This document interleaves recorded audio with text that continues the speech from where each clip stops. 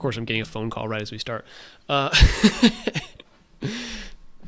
John, it is Week 10 of the NFL. The Seahawks play the Cardinals in an NFC West rivalry. Wow. Jesus. NFC West rivalry matchup. And the Sounders just beat Minnesota on Monday. It's been quite the week for Seattle sports. Obviously, we've got Mariners moves and kind of off-season transactions to talk about as well. But do you have anything to say before we dive in for this pod? You forgot the most important thing, baby. Opening week of college basketball. Let's go, Zags. We're going to talk about it. So, yeah, a busy week. Let's dive in. Yes, here is some Coyote Picnic for the listeners on the podcast. But for those of you on YouTube, we're going to stay here live. All right, John, let's dive in. Mariners first. It's kind of, we're slowly but surely going to wean ourselves off this Mariners discussion. But it's been basically a week since at this point, it's Thursday. It's been basically a week since the World Series ended and decisions were made for free agents and people, with their offseason moves on this Mariners roster. So we ended up picking up Munoz's option, which is not surprising at all. I think that was $7 million for 2026, and he has a couple more that will get bigger and bigger as he goes along. And there's more discussion to be had as he goes through the contract, but $7 million for Andres Munoz is a steal, so I think we're all not surprised by that one. Mitch Garver gets released. He had a $12 million deal or a $1 million buyout, and I think that was appropriate that the Mariners kind of let him go. I don't think $12 million is the right price for a guy like Mitch Garver. And then Polanco today declined his option. That's the real reason we waited till Thursday. We knew Polanco was on the verge of making his decision. So he declined his option. That was going to be $6 million or $7 million, I believe. And he goes into free agency and is probably looking to get a bigger, more lucrative deal, which is something that he probably deserves after a really good season last year and a bounce back year. Bet on himself, did what kind of everybody thought he would do. So anything to say about those and the signing discussions that we've heard? Yeah, that is a perfect 1, 2, 3 of signing news because it's the ultimate no-brainer giving Munoz the money. Just don't even think about it, press the button, move on. The ultimate no-brainer, let him walk in Mitch Garver. Fare thee well, fly free, sweet prince. Hope you find greener pastures, but not in Seattle. And then the ultimate, man, what the heck do we do here with Polanco declining his option? He's a guy that's been so up and down over the course of his Mariners career and obviously was incredibly clutch in the postseason and in the regular season. I think he finished with one of the best clutch performances in the regular season of anybody this year. But his game-to-game statistics were just not very impressive at all. So what do you do with a guy like that, especially a guy that's getting older, with a team like this that's already going to be expensive? I really don't have the answer on Polanco, but love those first two. Very easy on those first two, and then Polo's a real head scratcher. Yeah, I think with Polo, it's you look at it and you say, hey, he had a really good, I think, first month and a half. He was like MVP caliber Polanco for that first month and a half, and then in the last month of the season, and in between those two, it was pretty poor, pretty abysmal, and so we can kind of comfortably say that Polanco was. Even though he ended the season strong, I think he can ride that into a good signing for this offseason. But in terms of you look at him as a whole player over the course of a season, I think it's right to let him go. It's fine that it's his option. I think he's going to make more money than he would have with that option. But I think we're very okay with how that went as a Mariners team and the fan base. I also think with the kind of youngsters coming in, you've got. Cole Young, you've got Colt Emerson, you've got a few guys that are kind of like marinating and ready to go at the major league level, and there might be a signing at second base for the Mariners to make. There might be a spot for JP to move over to second base and kind of be that second baseman with the way his arm is fared. Like there's moves to be made there, so I feel like we're going to see a lot coming from the Mariners with regards to the Naylor signing, the Okamoto signing, something like that. I will say third base is still a little bit of a question. It sounds like Okamoto is not as major league ready to play third base as people would have thought, which means that we probably still have to keep looking for a third baseman. I don't think Ben Williamson is the long-term solution. He might be someone we go with, and third base might just be a defensive position that we just lean on and kind of pivot more into the offense at the outfield. But it's a little tricky because we've basically got three positions of need, one outfield spot, first base, and third base. And with, I think, $35-ish million to work with, that's, if you're going to sign good players, that's probably two of those three spots. So we will see what the Mariners end up doing and how they can fill those roles. But it's an interesting offseason for sure. Yeah, hopefully first base isn't a concern. I think you and I both are the guy we'd love to see slotted in at first base. Yep. But yeah, certainly with the roster as it currently stands, it is a need. So we'll see what happens there. Yeah. All right.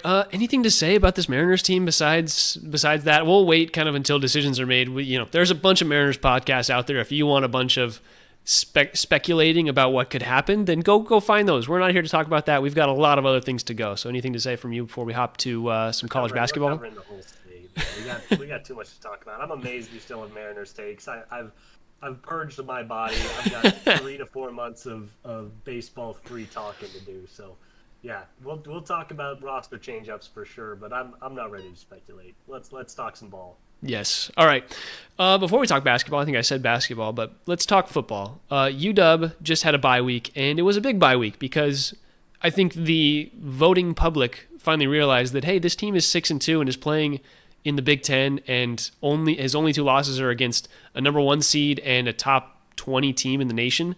Maybe they deserve a spot in the top 25. So they moved into 24 on most rankings, which is good for them. I think that's probably about right with their record and kind of how they've fared against good teams. We'll see how they go as the season goes along.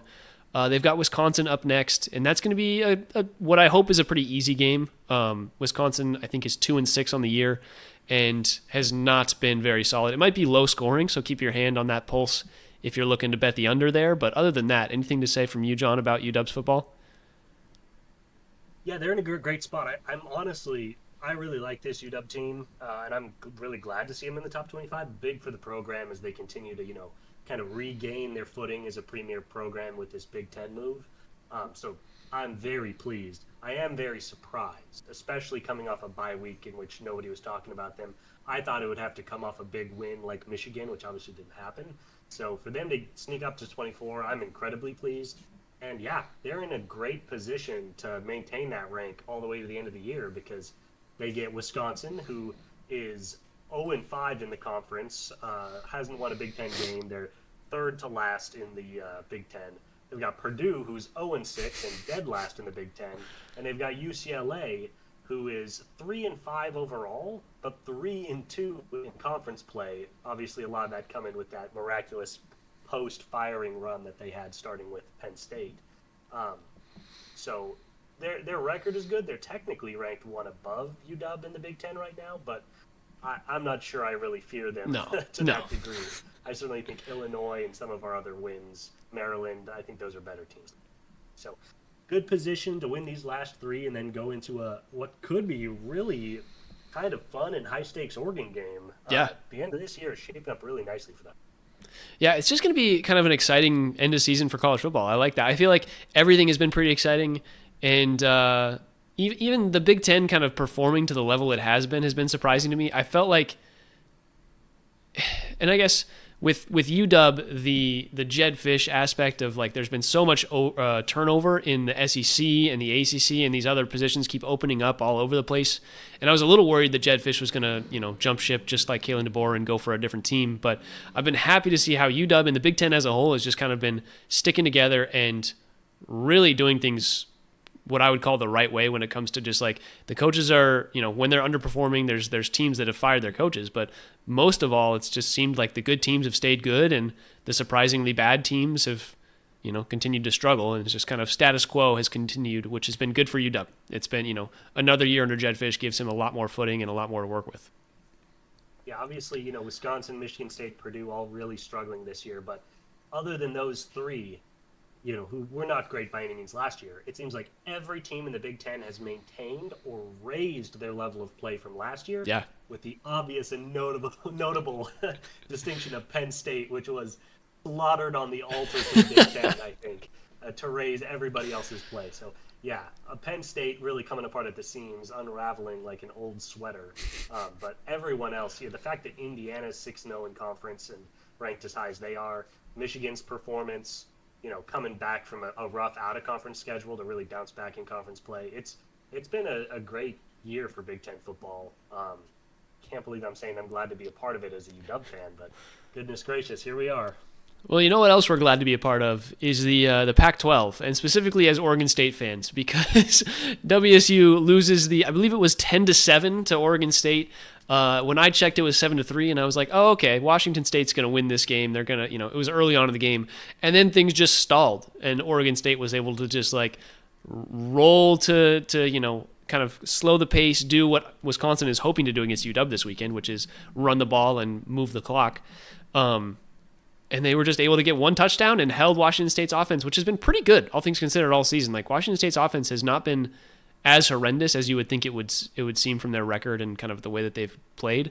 They're pretty explosive, and the fact that OSU was able to hold them down is a good sign for OSU as they try to creep into more noticeable territory as a not franchise. What's the word?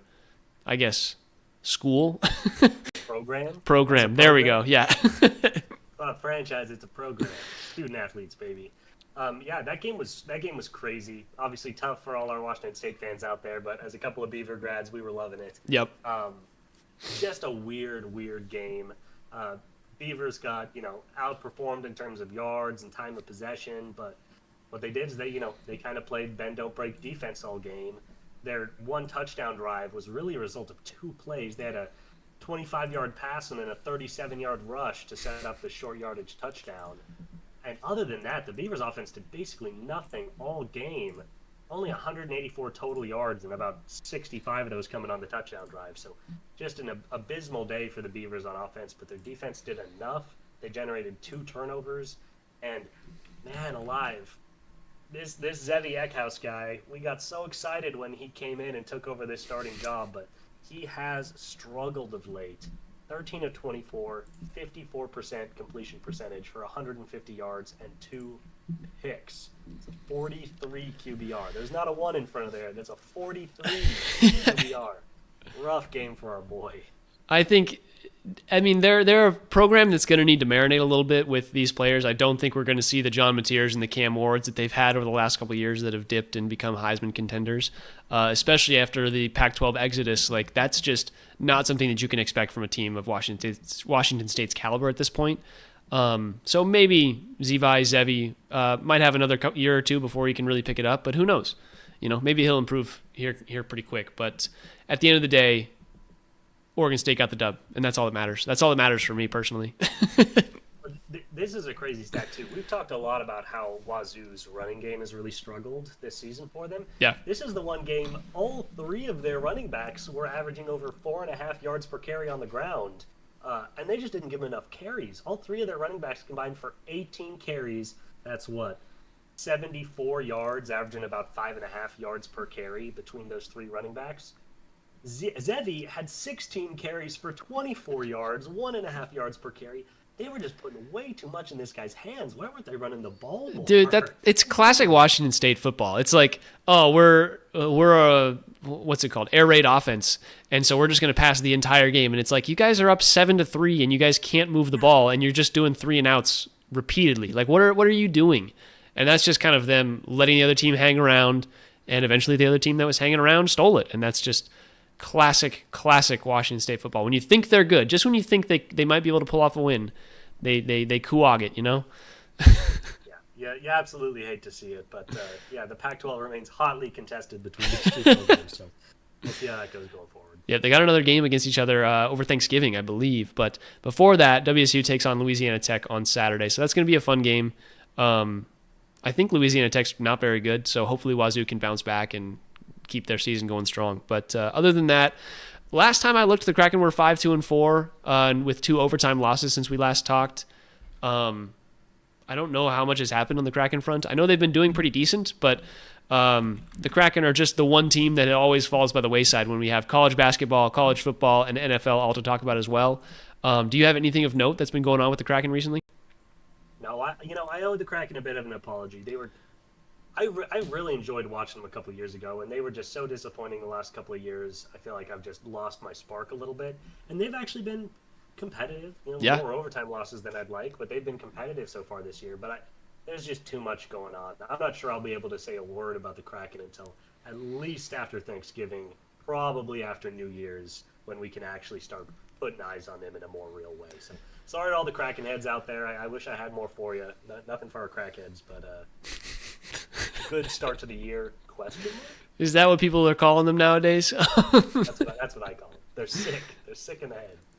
Yeah, 6-3-4. I know that Joey Decord's been really good. You know, he's 6-2-3 on the season, and he's looked really solid. So shouts out to him. And Eberle has taken a step forward a little bit. Beniers has been a little bit better than he was last year to at least start the season. So we'll see if that all can continue.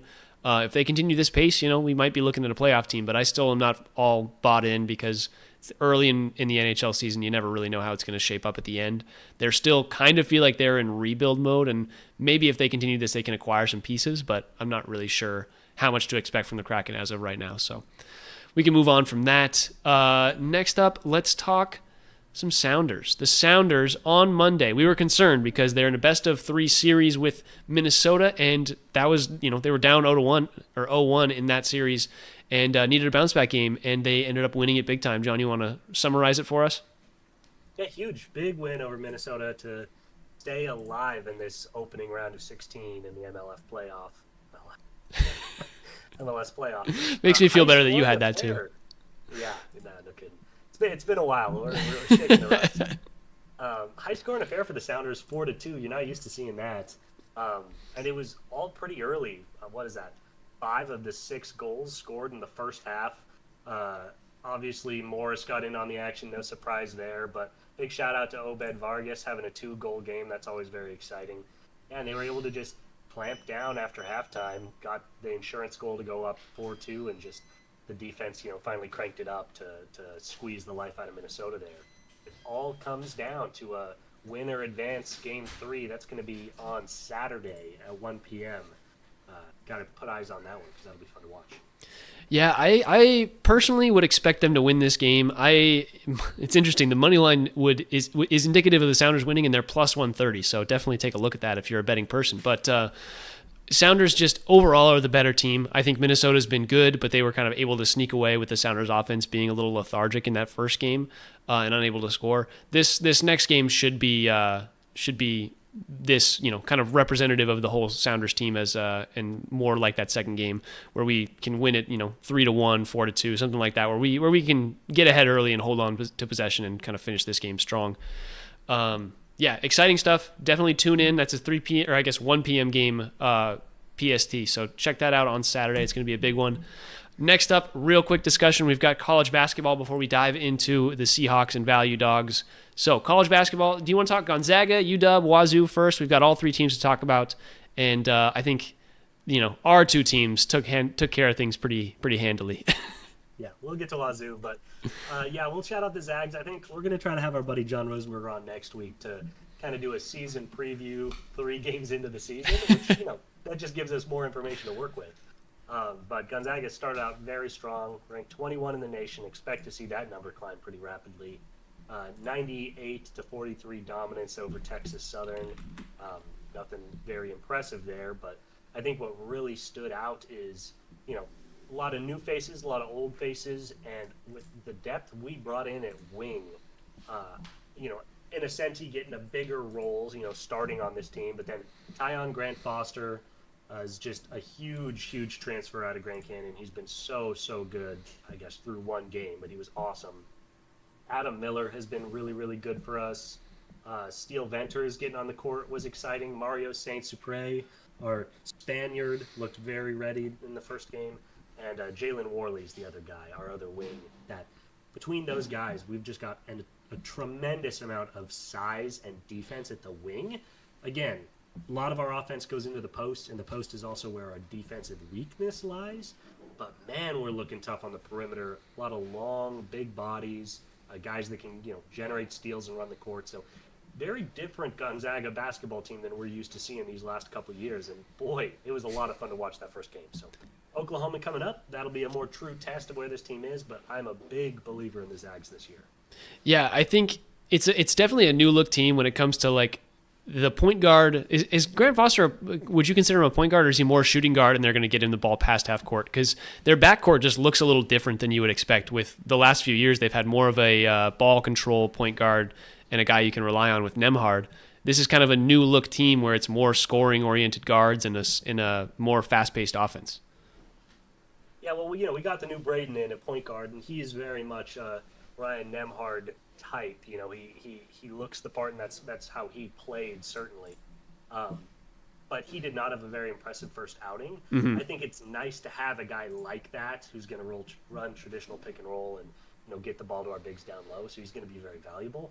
But yeah, I really think what we saw from Tyon Grant Foster and Mario Saint-Preux, both those guys are really combo guards with wing size. Neither one's a true point guard, but they are both really good at keeping the ball moving and making the correct pass. Mario especially has got some real passing chops. So I think, again, we'll see what we get out of the Braden to Braden connection and how much he can fit in at point guard. But even if he's not a Nemhard type that we are used to seeing, I kind of like the idea of a more ball-movie team, flowing through these, kind of wing-sized guards with some ball handling. Just kind of an exciting way to watch college basketball. Yeah, and a lot of minute distribution in that first game. I think we'll see how the team stacks up more and more as we get through this kind of gauntlet of a little bit tougher opponents with Creighton coming up, and I think who was that 15 spot that I just read.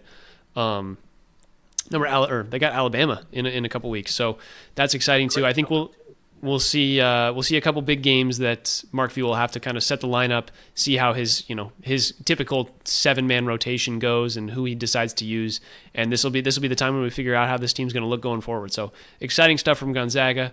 UW on the other hand, even more exciting stuff. 94-50 against Arkansas Pine Bluff. It's what you expect from UW team from back in the day, and it was just very pleasant to see them really put the hurt on him. Hans Steinbach coming in, 21 points, 7 rebounds, 6 assists, like an all-around really good game from Steinbach. Kepnang had a really solid game, 9 rebounds, 7 points. And then Wesley Yates comes in, 14 points. And we get a couple double-digit points from our bench in Zoom Diallo and Kimari Peterson. Kimari Peterson is the guy who came over and was expected to just be kind of lights-out shooter, and he did exactly that. 4 for 8 from 3, had a really good game in that sense. And then Zoom playing backup point guard is kind of an interesting wrinkle to this team that I think will probably change. I think it's going to be a Zoom Wesley Yates combo, and maybe Steinbach comes in playing that 3. We'll see how it all shakes out. But that's going to be, we had 8 guys play, and I would expect that to be how it continues moving forward. It's been pretty solid for UW, especially in that first game. Winning by 44 feels very good, and I'm sure the UW fans saw that and got a little bit more excited about this team because I could see them competing for that kind of upper middle echelon of the Big Ten, and that's fringe March Madness seeds. That's fringe getting into the tournament, and that's what matters for a UW team that's really been struggling to make it to that point over the last few years. So I'm expecting this team to be at least good, if not above average. Well, that's well cautioned optimism you're hearing there, folks. I was impressed. Obviously, game 1, Arkansas Pine Bluff, not exactly the Kentucky Wildcats, but it was a really good offensive performance. I think what impressed me was how polished they looked in the first game of the post Osabor era, where they really lost their central pillar on offense and defense. But what it did, losing that guy, is it really just opened things up to be a much more flowy type of game. I liked seeing the level of shooting they had. They had 3 different guys hit 2 or more threes, which was fun to watch. I was impressed with their scoring output considering that Zoom did not go off. I agree. I assume Zoom will be starting at some point. But again, if the coach has seen something where he likes Zoom coming off as the 6th man, what a heck of a 6th man to have coming off the bench for you. So, I think there's real potential here. We're going to have to see it against a little higher level competition. Gonzaga got some guys that are a little more proven. No offense to our UW no, for sure. There, but I want to see this against some bigger programs. But a lot to like in that first game. Yeah. The last team to talk about is Washington State, who narrowly lost to Idaho. We just got to talk about it just because, they're there. There's Washington State fans out there that need to listen to this. They lose 81-83 against an Idaho team that feels like they're exactly where Washington State is when it comes to just like their program and everything. Idaho has been at most middling to below par, and Washington State's kind of been around there for a little while. The loss of basically all of their players last year, they lose Cedric Coward to the draft. They lose basically everybody else to the transfer portal. Like Washington State's just in the state of every single year they're going to have to rebuild, and these players are just using them as a leap off point. So we'll see how this goes. But a really solid game from a couple guys. Emmanuel Ugbo, 17 points off the bench, as well as Ace Glass, 17 points off the bench.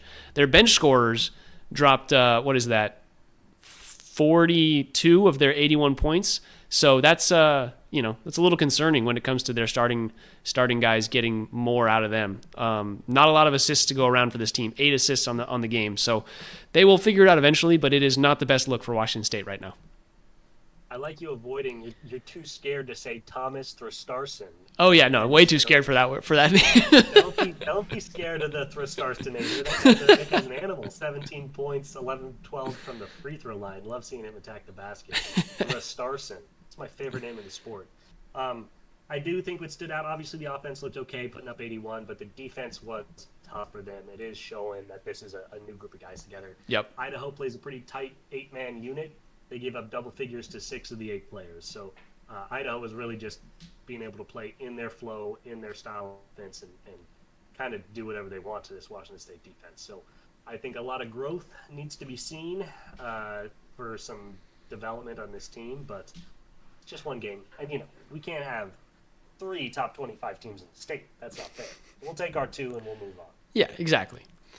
All right. With that, did we make it all the way through everything that we needed to talk about before we jump to the Seahawks? I think we're cruising along, and it feels good. Okay. All right. The Seahawks, let's talk about Week 9. They played the Commanders. They won 38-14 in what was honestly, routing of the Commanders. Those 14 points I think 7 of those came in a little bit of garbage time. Obviously, Jaden Daniels goes down with a dislocated elbow. A lot of kind of bad things coming for the Commanders, but the Seahawks looked great, and let's just talk about that. What were your key takeaways coming out of the Seahawks game? It was the Sam Darnold stamp game, I think, where any Seahawks fan that's been paying attention to the year has already come to the conclusion. We've already said this was clearly an awesome trade for the Seahawks, moving on from Geno Smith and bringing in Sam Darnold. The fact that he's so much cheaper, the fact that they got draft capital, and the fact that he's just been playing a lot better than Geno, all that has been known to us. This was his chance to do it on the national stage in a very big way, and now it's a conversation everybody's having. It's really raising the prestige of this franchise. Now you got me doing it backwards. Nationally, a lot more people are talking about the Seahawks team as a potential Super Bowl winner because of the dominance that they showed. And I just think the biggest part of that is people had a lot of question marks about Sam Darnold. And he was basically perfect in this game. 21 of 24, 330 yards and 4 touchdowns. I believe he threw 1 incompletion in the first half. I think that's right. Where they took a 31-7 lead going into halftime. They basically ran the ball the entire second half and just waited for the game to end. But yeah, it was just an incredible showing from the offense, and particularly Sam Darnold spreading the ball around. Obviously, JSN continues to be a star, but Torrey Horton caught 2 touchdowns. Arroyo, I believe, caught his first NFL touchdown. Shout out to the rookie. Yep. And yeah, Darnold's ability to spread it all over the field and then just continue to go back to JSN at the same time, it's been awesome. And he I think, really cemented himself. Last year was not a fluke. This is the guy that he is. He's going to be an NFL starting quarterback to come. I think the weird thing about Darnold to me is that he almost plays a little bit like Brock Purdy in the sense of like he's a system quarterback. Like if the system works for him, he can make the right reads and do the things. But when things kind of fall apart is where I think we might see him struggle. And, we haven't really played any super tough teams, so maybe he needs to get tested a couple more times. But he's held his own, like in that Tampa Bay game, he really held his own. Obviously, he had the interception on the last drive for the Seahawks, but that was, accidentally bounced off a guy's helmet and ended up in the arms of a Tampa Bay player. We had the ball with 2 minutes to go, and that was going to be an incompletion. I don't necessarily even put that on Sam Darnold. I think that was just kind of a fluky thing. And then you have the 49ers loss they should have won, but it was the first game of the season, and everybody's still figuring things out. And as this season's gone along, I think we've said it before, it feels like this team is just getting better and better. This defense is the top-ranked defense in the NFL right now by some metrics, and by a lot of metrics, and definitely the top 5, top 3. This defense looks great. The offense is explosive when JSN's on the field, and we can talk a little bit about the Rashid addition here in a second. But Torrey Horton looked really good, 4 receptions, 48 yards. Obviously, the 2 touchdowns were really nice for Torrey Horton. The one thing that is concerning to me is their inability to really establish the run game a ton. And the key with them for me is that they need to get the run game going at a minimum to set up the play action, and that's what they've been able to do well. But there really have not been any explosive run plays. I don't think we've seen a single explosive run play from the Seahawks team the entire season. And granted, Kenneth Walker and Zach Charbonnet are not that explosive of running backs. Like, they're not set to bust out 60-yard runs. And a lot of times defenses are more playing contained when it comes to how you're defending against the run right now. I feel like there's been a lot less explosive runs than there have been, explosive passes that have gone over the top or found a receiver crossing the field, just in the NFL in general. So I think it's been tough to get explosive rushing plays, and I would like to see just more big chunk plays, because 19 carries for 67 yards is just not that much. That's under 3 yards, or it's 3 yards a carry exactly. So it's a little underwhelming, this rushing attack, and I just want to see more out of it. What are your thoughts on that? I think that's totally fair. Now, yeah, there are a couple things there. One, it is discouraging. Typically, when you have the best defense in football, you want to have a really good running game, because you're going to be in so many situations where it's about controlling the clock. Yep. Seahawks are in a really interesting position. This is how you get 38-14 blowouts on Sunday Night Football.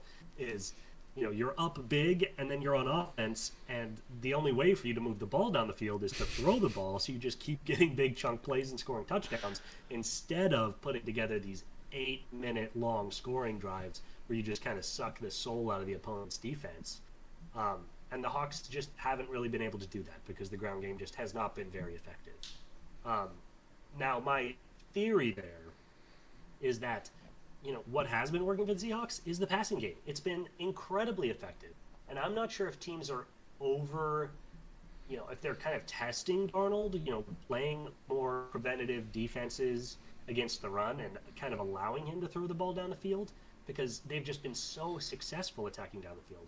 And if that's the case, or even if they're just playing standard defenses and this is just the results of the way their team is built, they have been so good passing the ball down the field. Defenses will adjust.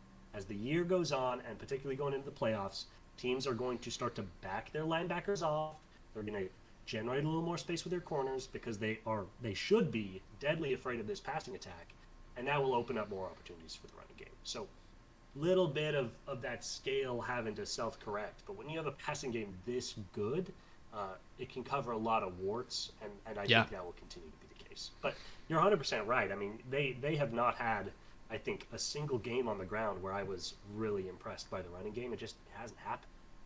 Yeah, I think some of this will come, well, we hope it'll come with as the season goes along, like you're saying, as teams adjust, figure out how we've been kind of playing this passing game. Hopefully that creates room for, their linebackers to back up, give us a little bit more space to push for 4 or 5 yard averages per game when it comes to our rushing attack. But yeah, it's been a little underwhelming. So we have to shout that out, because if we get to the playoffs and this is still the team, and we go up against a defense like the Chiefs and Spagnuolo or something like that, like, granted that would be the Super Bowl, but if we go up against a good defense and they're able to make adjustments during the game, I feel like we might struggle a little bit just offensively, because Sam Darnold, hasn't yet proven to me that he can do things out of construct, and the rushing attack has not proven to me that they can just generate chunk plays. So we will see how it goes. And I think, honestly, this Cardinals game is going to be a big test. And I think let's talk about the Shaheed edition, because this is going to give Sam Darnold another bit of a test, to be honest. A lot of people like the addition of Shaheed. I like the addition of Shaheed because he can kind of slot in, do the same thing, or he was in Clint Kubiak's offense last year, and he can slot in. He knows a lot about the offense already. Slot in quick and pick up kind of right where he left off on the Saints. The thing about the Shaheed addition is it's going to give Darnold another read to make. And I think that's kind of the question. I feel like he's been very systematic with how he's gone about it. And it still might be a little systematic, but there's going to be multiple layers to how they go about this passing game that's going to change. It's definitely going to change. It's right. It's not like Shaheed's going to be the Cooper Kupp and just slot right into that role that Cooper Kupp's been playing all season. It's going to be a nice change. And so we'll see how Sam Darnold is able to adjust, because this is kind of the time when you can test him mentally, in the middle of the season. Yes and no. I will just say, if Darnold's a system guy, he's a system guy that likes to rip the ball down the field. That's what he is good at. His biggest strength are his throws, mid to deep routes. Those are his highest value throws as a quarterback. So getting a guy like Shaheed, who's just a ripper, the guy just flies. Yeah, that's the perfect weapon for a guy like Darnold, especially with JSN is so talented, and him and Darnold have a really special connection. But that's not what JSN really does. If anything, what Shaheed's going to do is just. I'm a little worried for our boy Torrey Horton that he's just going to totally cannibalize Horton's role, because he just does what Torrey Horton does better. He's just faster. He's more proven. He's been in more of these moments. He knows the offense better just because of his relationship with Clint. And I think he could just come in and Torrey might just go back to being a punt returner largely. So I'm not sure how much it'll stress Darnold, because I do think we'll probably see Torrey doing some different things and maybe just lining up across from Rashid. But Rashid's going to be doing what Torrey's been doing in this offense and just doing it better, getting more open on some of these routes down the field, giving Darnold a really nice deep relief valve if things ever clog up in the middle of the field with JSN. So I think it's especially for what they gave up. I think they gave a third and a fifth. I think it was fourth and a fifth. Fourth and a fifth. I just think that's really good value for a guy. I think obviously a rental, but who could really open up this offense in another dimension for this team. And the other thing I want to say, just because we're talking about Darnold and proving it and good defenses, if the Seattle Seahawks aren't the best defense in the NFL, it's because that defense is the Houston Texans. We just played the Houston Texans last Monday night, and Darnold had his worst game as a Seahawk. 50% completion percentage, 200 yards passing, and a pick. We saw him struggle against one of the best defenses in football. We also turned the ball over 4 times. We won that game 27-19. This team's ability to generate points has shown up even against some really good defenses. We beat the Steelers, who were a preseason top 5 defense. We beat the Cardinals, who have been one of the most surprising defenses of the year. Well, to everybody except you. Yeah, no kidding. Played some good defenses, but I just think they've risen to the challenge. And yeah, Darnold's not going to do what he did last week against everybody, but I do think he's shown the ability to generate points in this offense, even when going up against some of them. And Shaheed's just going to be another weapon.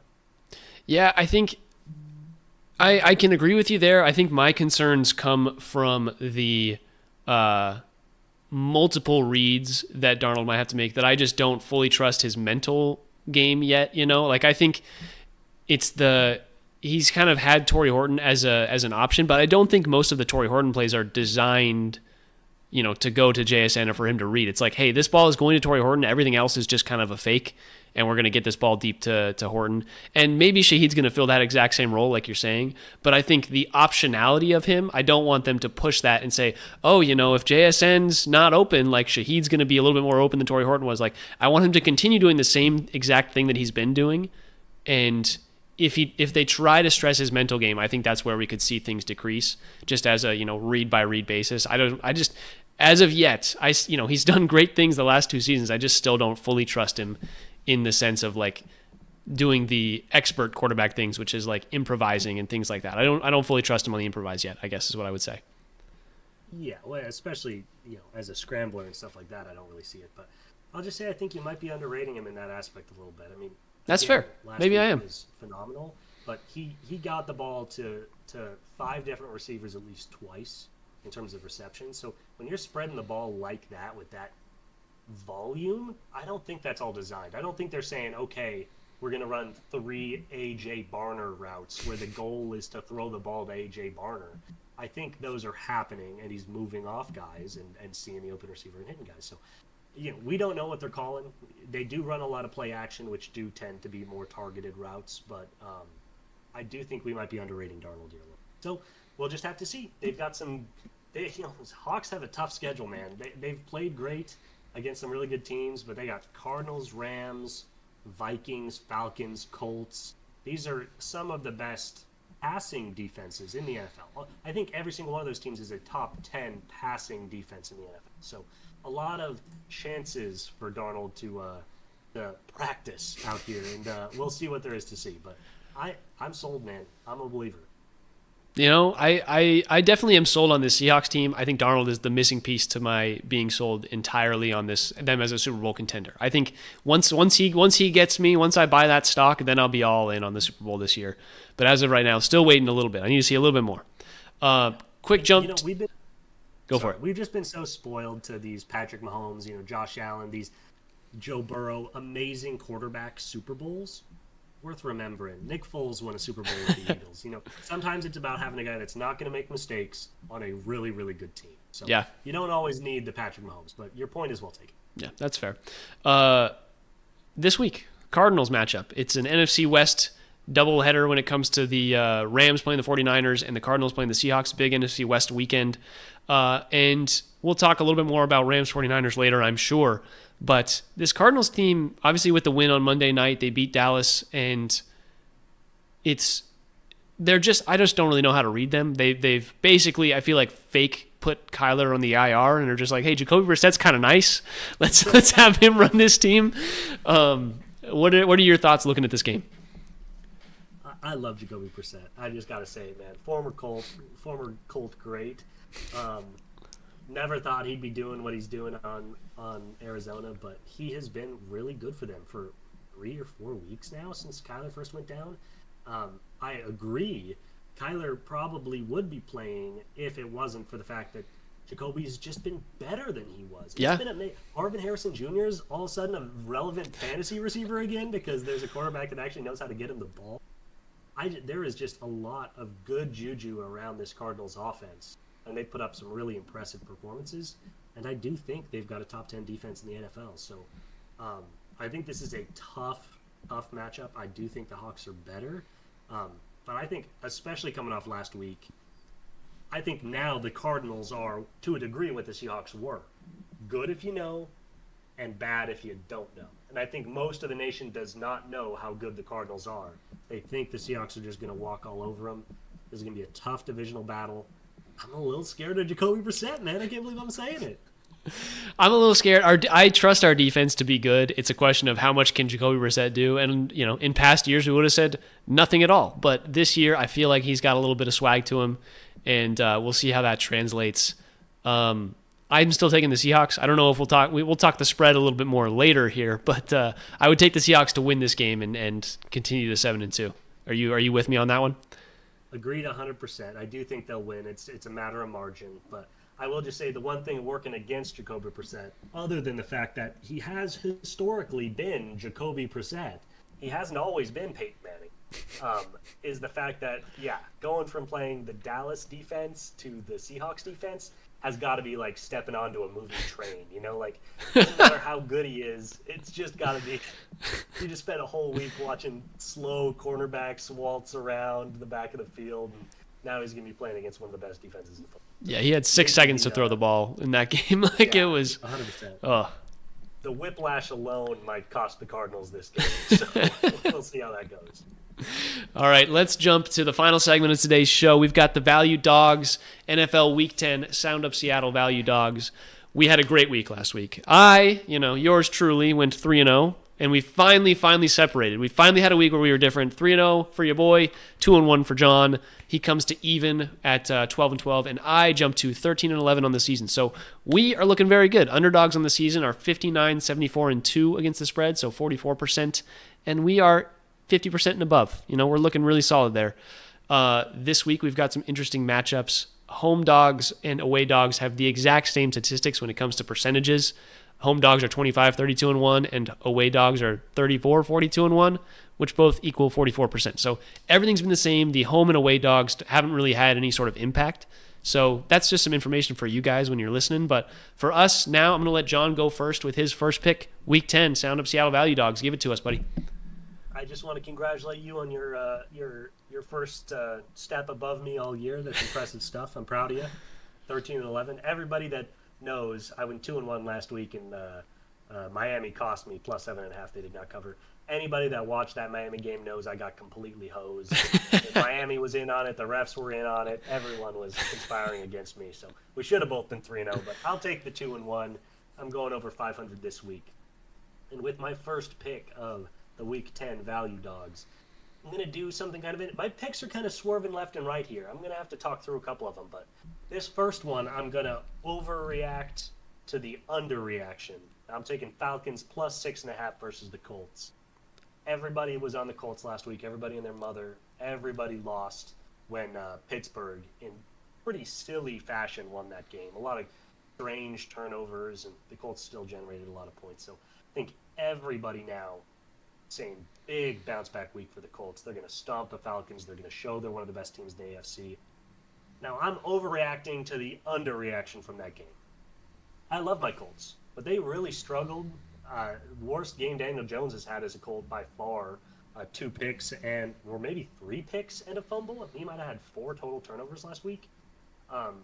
So is he going to bounce back in a big way? We'll see. The Falcons have one of the best passing defenses in the NFL. They've been really good against the pass all season.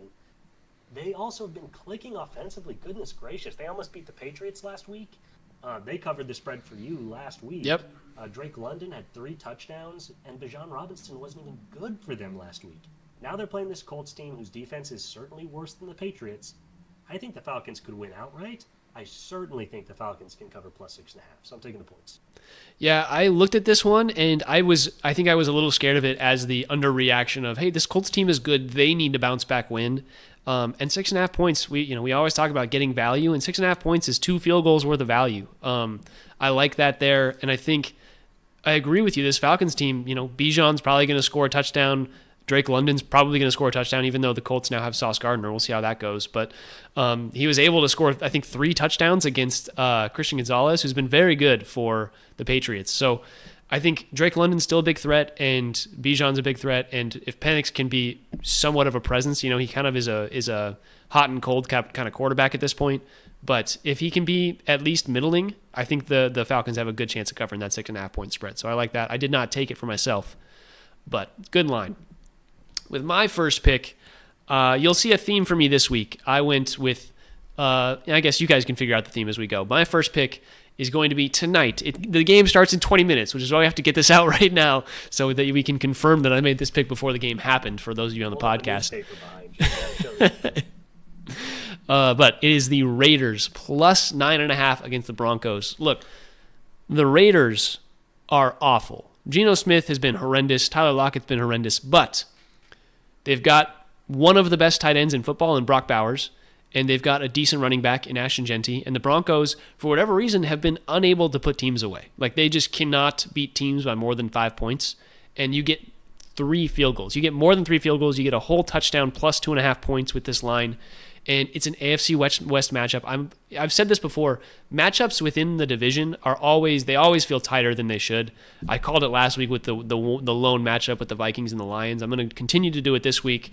We got Raiders Broncos. I'm going to take that plus 9.5 for Thursday Night Football. I think it's got to be a close game, right? It's Thursday Night Football. They want a lot of people watching this one. Yeah, good job taking the big points. It's always hard to do, but it's always the smart thing to do to take this many points. I want to shout you out for last week. I'm almost bummed the Panthers won that game against Green Bay, because you taking them plus 13.5 was just a great call. And the fact that they won outright, I feel almost takes away from the point. That's what I was, yeah. They got 13.5 points. They should have lost by 3. Like, if they didn't score, they covered that line. If they didn't score, they would have covered that line. That's the crazy part. That's what we're talking about here. So you're going back to it again.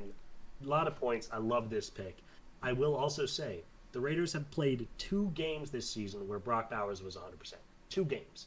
They beat the Patriots by 7, and they lost by 1 to the Jaguars in overtime. Those are 2 playoff teams. They scored a combined 49 points in those 2 games.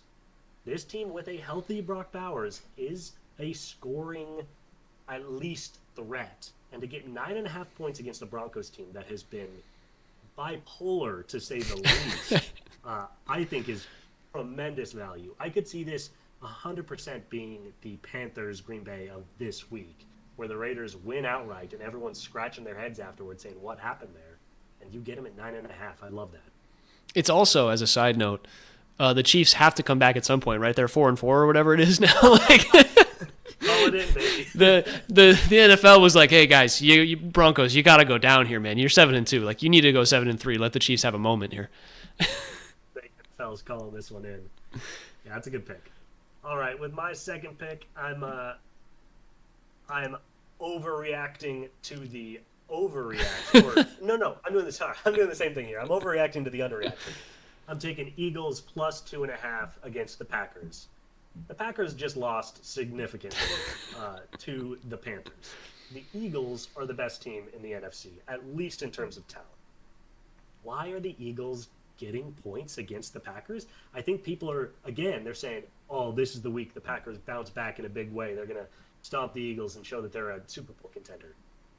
Man, what have they done this season to prove that? What have they done this season to prove that they're a Super Bowl contender besides winning the first game against the Lions? I have nothing against Jordan Love, but I'm not sure there's a bigger difference between what the common person thinks about Jordan Love as a quarterback and what Jordan Love has accomplished as a quarterback. I think Jordan Love is incredibly mid, and he continues to put up incredibly mid performances. And yeah, I think the Eagles are going to be all over. I think their offense is good enough to not really worry about the Packers' defense. I think they're just going to do what the Eagles do. And I think their defense is really good. It's certainly a lot better than the Panthers. So this one baffles me.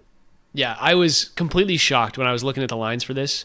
And I was like, are people just putting money on the Packers? Has this line moved a lot since we last looked? Because this line opened at, I think, Eagles -1 or -1.5 or something like that. What I see from this is maybe there's some information about Saquon not playing that people think is more likely than not. Because I know it was questionable after last week with the hamstring injury. But in general, even this Eagles team without Saquon, I think is going to put up a fight, and definitely against this Packers team that's been, like you said, underwhelming. So I really like this line. The only reason I stayed away from it was because of the Saquon thing. And I even had it at the start of the pod, and I was like, let's move off that one. So I definitely appreciate the plus 2.5 there. I like the Eagles to win that game outright. I think if you're going to bet on this, I would probably just take the Eagles outright, but the 2.5 is still value there. So I like that there. With my second pick, I am going to go with another in-division matchup, and as you can see, this is the theme, another in-division matchup with the 49ers plus 4.5 against the Rams.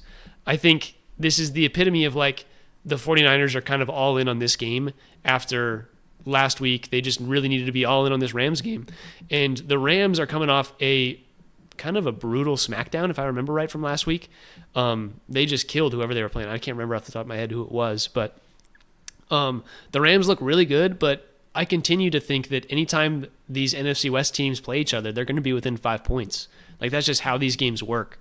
So 49ers plus 4.5 feels right, even if it's, Mac Jones, even if the only concern for me is if Christian McCaffrey goes down. If he goes down, I reserve the right to take this line off the board. But other than that, I think they will be within 4.5 points if Christian McCaffrey is playing. And no matter what, if Christian McCaffrey plays and Mac Jones stumbles onto the field after losing half of a foot, I still think they'll be within 4.5 points. It's just how it works. It's just how these games work, man. I don't love this line on paper, but then you remember, these teams play twice a year. 49ers won the first time they played. Yeah. And Matt Stafford's going to throw one interception because it's an interdivision matchup, and you always throw one pick in an interdivision matchup. And, I just think this game's going to stay close. I definitely think the Rams are going to win, but I think a 3-point win is very well in play. You're getting the 4.5 points. Weird stuff happens in interdivision games, so I like the fact that you got 3 underdogs in interdivision matchups, all 3 getting 4.5 or more points. Weird stuff happens in the division, man, so I just think that's great value. My last pick, which is also your last pick, so we can both talk about it, is another interdivision matchup, so your trend stays consistent, and then my trend will be just a little confusing here. First game, I overreacted to the underreaction. Second game, I overreacted to the underreaction. For my third game, I am overreacting to the overreaction. I'm taking the Cardinals plus 6.5 against our Seattle Seahawks. Everybody and their mother sees Seattle as the new darling in the NFC, and this line is reflecting that. 6.5 is too many points for an interdivision matchup between 2 good teams with 2 good defenses. just to be clear, last time we played Arizona, we won by 3. Kyler Murray was their quarterback, who can't get the ball to Marvin Harrison Jr., and he threw 2 picks, and we won by 3. So now we're playing a team that, even if Jacoby Brissett looks worse at quarterback, their offense sure looks a lot better with him in there. And, yeah, maybe we won't get 2 picks. Maybe we won't win this game. I think the Cardinals are a good team, and there's a chance they steal this one. 6.5 points is too many points, man. What were you seeing with this?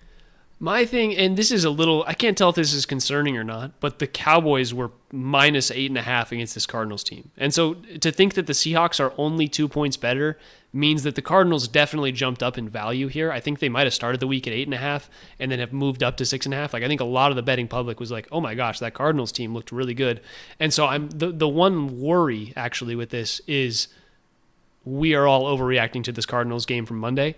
But I do think they're actually just a really solid team. I think the overreaction is valid. I think you're exactly right. Like, we are continuing the trend and even going further as to say, like, this line could be 4.5, and I still might have taken the Cardinals. Like, I think 6.5 is a good amount of points for this game. You get the 2 field goals, you get a little garbage time touchdown potential as well.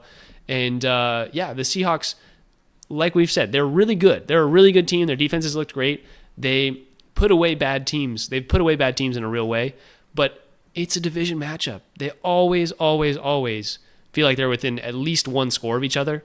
And the only time that can happen here is if we win by 7 or 8. And so I just don't think that's going to be the case. I think it's going to be, come down to a field goal at the end. Jason Myers is going to win it for the Seahawks or something. Like, I see this as a very close, defensively minded game where both teams are scoring in the 20s, and that covers us for 6.5.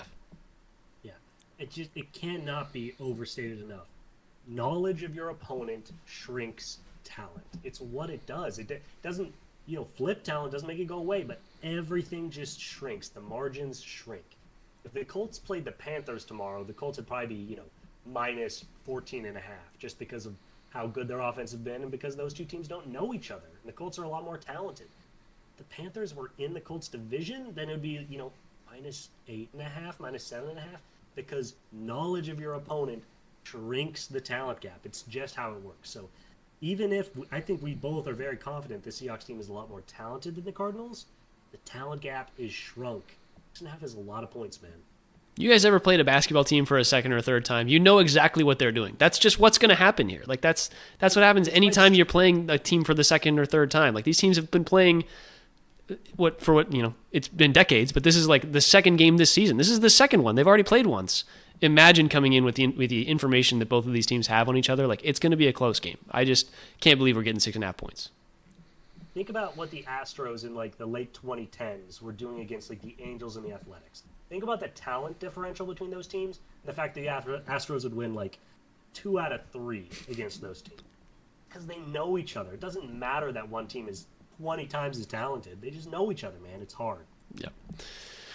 All right, those were our picks. Week 10, Sound Up Seattle Value Dogs. It's been done. Lock those in. We're both going 3-0 this week, and we will be sticking right above 500 there cleanly. Anything to say, John, before I sign us out here? I know you got to go work out at the gym, so I can get us out of here if you need. Good, fun week. We tore through it. Still took about an hour. We were at such a good pace. We Classic. just like to yap, dude. Classic yappers on this pod. All right, well, for John Carey, I'm Tyler Cartwright. This has been the Sound Up Seattle podcast. If you enjoyed this episode of Sound Up Seattle, please feel free to drop us a like, follow us, subscribe on YouTube if you're listening, or finding us on the Apple Podcasts or Spotify. Like, we're on YouTube live every Wednesday or Thursday at this point. It kind of depends on our schedules, but we're live each week. And we always like to give our takes. We'll be talking a lot of Seahawks as this season progresses, so enjoy that there. You can find us at Sound Up Seattle on Twitter, TikTok, and Instagram, all at Sound Up Seattle, all lowercase, all one word. Email us, questions, comments, concerns, spam. I always get a lot of spam on our Sound Up Seattle email because it's just what happens. Send us all that love. I like seeing I get one email every week, and it's just like, oh, hey. But, yeah, you can find me, Tyler, at TyCart50, everywhere it's important, and you can find John playing a game these days, man. I gotta find a new game. I gotta get hooked. The days are getting shorter. I'm sleeping a lot. Can I recommend you Sly Cooper? It's not an Xbox game, but it's a classic. If you can find a way to get Sly Cooper, I would recommend that. I was watching a YouTube video on it, and it just got my like old, the nostalgic game sense going. And so I was just like, yeah, I want to play that. I live in that place. I live in it. That's great. I will say, I guess, me and my brother, about once a week, are getting together. He's in China. We're getting together and playing some Age of Empires 2 on. Oh, Just a classic of a game. So I guess that's what I'm doing. But I'll check out Sly. I appreciate that. there we go. All right. With all that being said,